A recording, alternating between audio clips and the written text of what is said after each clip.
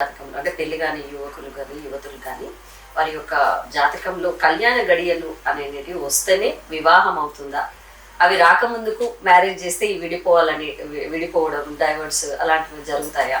నేను ఈ మధ్యకాలంలో చూసినటువంటి విషయాల్లో కొంతవరకు ఈ విడాకులు ఎందుకు వస్తాయని బాగా ఆలోచించాను. అంటే చాలా మందికి ఇప్పుడు more than but I'm sure about that, అంటే నేను చాలా చెప్తుంటాను. నేను 72% విడాకుల కేసులు ఉన్నాయి. 72,000 కేసులు విడాకుల కేసులు ఉన్నాయి రెండు రాష్ట్రాలు. 72,000 కేసులు ఎట్ ప్రెసెంట్ 10th June 2026 లోపల 72,000 కేసులు విడాకుల కేసులు రన్నింగ్ ఉన్నాయి. ఇప్పుడు ప్రతిరోజు 340 కేసులు ఓ పుట్టుకొస్తున్నాయి.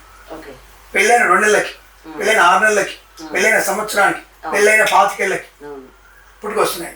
దీంట్లో ఒక మీకు సెన్సేషన్ తెలుసా, 82.1% మీకు లవ్ మ్యారేజ్ ఫెయిల్ అవుతున్నాయి. ఎందుకంటారు? రైట్. ఇక్కడ జాతక జ్యోతిష ప్రకారం చూసుకున్నట్టయితే ఎవరి జాతకంలో అయితే రాహు శుక్రుడు కలిసి ఉన్నారు, ఎవరి జాతకంలో కుజ శుక్రుడు కలిసి ఉన్నారు, వారి జాతకంలో ద్వికళత్ర దోషం ఏర్పడుతుంది. చాలా మంది ద్వికళత్ర యోగం అంటారు.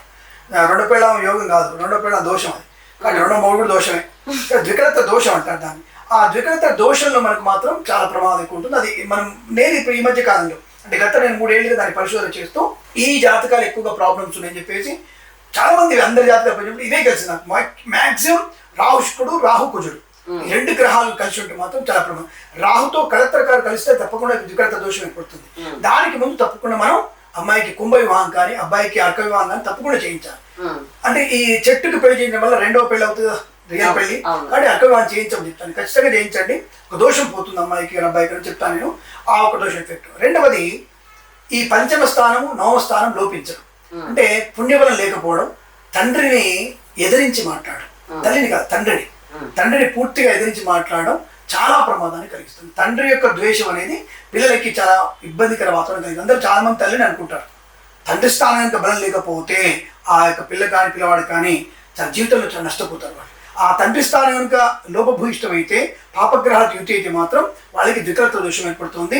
దానివల్ల వివాహం ఆటంకం అవ్వడము, ఇబ్బంది కలగడము, లేట్ అవ్వడము, రెండో వివాహం జరగడము లాంటివి ఎక్కువ జరిగే అవకాశాలు ఖచ్చితంగా ఉంటాయి. ఇది చాలా మంది నాలాంటి చేసి మీకు జన్మలగ్నం నుంచి 7వ స్థానంలో కుజుడున్నాడు, కుజదోషం. ప్రతి ఒక్క పంచాంగం పట్టుకున్న ప్రతి ఒక్క జ్యోతిష్కుడు, ప్రతి ఒక్క వెధవ, జ్యోతిష్యం తెలియని వాడు వెధవ 7వ ఇంట కుజుంటే దోషం అంటాడు. రే అంటే దానికి సూత్రం ఏంటంటే లగ్నం నుంచి 7వ స్థానం, లగ్నంలో ఉండడం, లగ్నం ద్వితీయ స్థానం, 4వ స్థానం, 7వ స్థానం, 8వ స్థానం, 12వ స్థానం, ఈ స్థానాల్లో కుజుడు ఉంటే మీకు కుజదోషం ఉంది, మీకు పెళ్లి ఆలస్యం అవుతుంది, మీరు ఈ ₹1,00,000 ఖర్చు పెట్టండి, ఈ పూజ చేయండి, ఆ పూజ చేయండి. ఒరే ఎందుకు అలా చెప్తారు? మకర లగ్నానికి మకర రాశి దోషం లేదు, ధనుసు లగ్నం ధనుసు రాశి దోషం లేదు, మీన లగ్నం మీన రాశి దోషం లేదు, అక్కడ కుజుడున్న దోషం లేదు. వృశ్చిక మేషరాశి వారికి కుజదోషం ఉండదు, సింహరాశి వారికి కుజదోషం ఉండదు, గురుదృష్టిన వారికి కుజదోషం ఉండదు. మరి ఇవన్నీ ఉన్నాయి కదా, ఇవన్నీ వదిలిపెడతారా? ఎక్కడుంటాయి? దేవకేరళం అనే గ్రంథంలో ఉన్నాయి. దేవకేరళము అనే గ్రంథంలో స్పష్టంగా ఇవి ఉన్నాయి. కానీ వెధవలు కుజుడు మీకు కష్టం ఉన్నాడు, దోషం లేదు భయపడతారు. రెండవది, కుజదోషం శాస్త్రం ఎంచబడిందంటే 8వ ఏట పెళ్లి చేసేప్పుడు మాత్రమే చూసుకోవాలి. రజస్వలాపుర వివాహానికి మాత్రమే కుజదోషం. అంటే అంటే ఈ అమ్మాయికి ఋతువు రాకముందు, కుజుడు అంటే ఋతుకారకుడు, అంటే అమ్మాయి మెచ్యూరిటీ కారకుడు. ఈ ఋతువు అయిన తర్వాత పెళ్లి చేసేటువంటి పెళ్లి ధర్మబద్ధమైనది కాదు, వేదబద్ధమైనది కాదు. రజస్వలాపుర వివాహం వేదబద్ధమైనది, ధర్మబద్ధమైనది. ఇప్పుడు మన కాంట్రవర్సీ, కిరణ్ శర్మ బాల్య వివాహాలకి ఊతం ఇస్తున్నాడు. మరి బాల్య వివాహం అంటే ఇప్పుడు అమ్మాయికి 6 ఏళ్ల పిల్లాడికి, 6 ఏళ్ల అమ్మాయికి 30 ఏళ్ల పిల్లాడి కాదురా, 8 ఏళ్ల అమ్మాయికి 10 ఏళ్ల అబ్బాయిని వివాహం చేయాలి. చేసి అబ్బాయి తల్లి ఆ ఇంట్లో ఉంటాడు, అమ్మాయి ఇంట్లో ఉంటుంది. అమ్మాయి డిగ్రీ చదువుకోవాలి, అబ్బాయి డిగ్రీ చదువుకోవాలి, అబ్బాయి వేదం చదువుకోవాలి, అమ్మాయి పురాణం చదువుకోవాలి. 18 ఏళ్ళు నిండిన తర్వాత వాడికి 20 ఏళ్ళు వచ్చినప్పుడు కాపాడిని పంపించాలి. ఇది ధర్మబద్ధమైన వేద వివాహం. ఇది ఎవరో చెప్పింది బాల్య వివాహం చేయడం చెప్పింది ఎవరో మీకు? ఇలా చేసే ప్రమాదం. 30 ఏళ్ళ దరిద్రుడు తీసుకొచ్చేసి 10 ఏళ్ల పిల్ల కంటే దరిద్రం, అది నేరం. ఇలాంటి ధర్మబద్ధమైన వివాహం. దీనివల్ల ఏమవుతుందంటే ఇద్దరికి ఒకరికొకరి అనుబంధం ఎక్కువగా ఏర్పడుతుంది. 10 ఏళ్ల కంటిన్యూటీ ఉంటుందిగా. They are in love, they both are in love, they both are not in other love, they both are in same love, same ట్రాక్లు ఉంటారు వాళ్ళు. ఎందుకు? సండే అమ్మాయి ఇస్తుంది, సండే వాడు చెప్తాడు నా భార్య ఇచ్చింది, వాళ్ళ అమ్మాయి చెప్తుంటుంది, ఎరా నీ పెళ్ళాము చూసావా అంటుంది.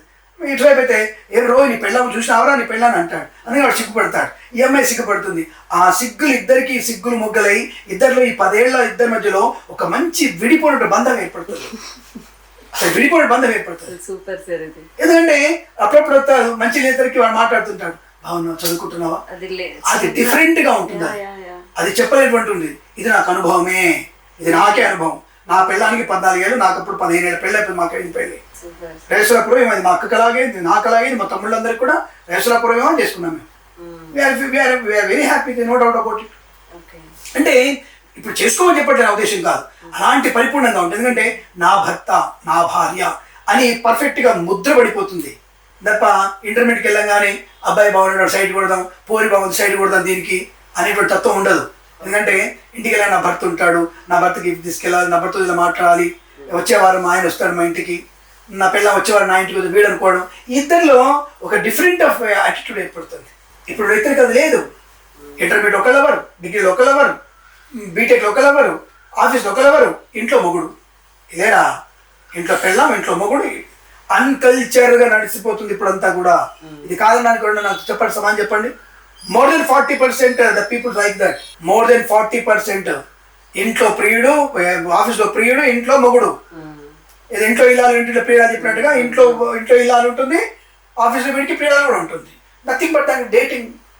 దాని సమాజం కూడా ఒప్పుకుంటుంది. ఇప్పుడు ఏమని, ఒకవేళ భర్తకి ఇద్దరు కనుక మెచ్యూరిటీ ఉండే పెద్దవాళ్ళు అయితే ఒకరికొకరు ఇప్పుడు ఎంజాయ్ చేయొచ్చు అంటే దానికి తప్పు లేదని చెప్తుంది కోర్టులు. మనకి ఏ దరిద్రంలో ఉన్నారో మనం, ఏ దరిద్ర భావజాలం కాదు, ఈ ధర్మమా, పక్కోడి మతాన్ని పక్కోడి ధర్మాన్ని తీసుకొచ్చుకుంటున్నాం. పక్కోడి మతం అలా ఉంది. వాడు అక్కని దగ్గర పడుకుంటాడు, చెల్లికి దగ్గర పడుకుంటాడు, అమ్మకి దగ్గర పడుకుంటాడు, పిల్లలకి అంటాడు వాడు. బట్ మన సమాజంలో ధర్మంలో అది లేదరా. అది కదా ధర్మం అంటే. నా ధర్మంలో ఆడపిల్లని నా తల్లి, నా దేవతను చూస్తాడు అంతే వాడు. ఇది సనాతన గొప్పతనం. అంటే ఇలా మీరు అన్నట్టుగా గ్రహాల యొక్క కష్టాల యొక్క గ్రహాల యొక్క ప్రభావంతో పెళ్లి ఏటవుతుందంటే ఇలా మనం చూసే విధానంలో తప్ప ఈ పెళ్ళిళ్ళు అనేవి సరైన సమయంలో.